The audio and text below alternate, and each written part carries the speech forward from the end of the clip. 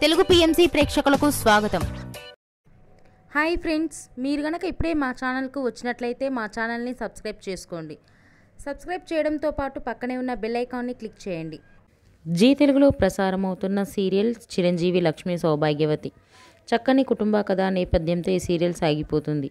ఈ సీరియల్లో హీరోగా మిత్రానందన్గా రఘు నటిస్తుండగా హీరోయిన్గా భాగ్యలక్ష్మిగా మహి గౌతమి నటిస్తుంది. తాజాగా మహి గౌతమి తన లేటెస్ట్ ఫొటోస్ని అభిమానులతో పంచుకుంది. ఆ ఫొటోస్ని మనం కూడా చూసేద్దాం.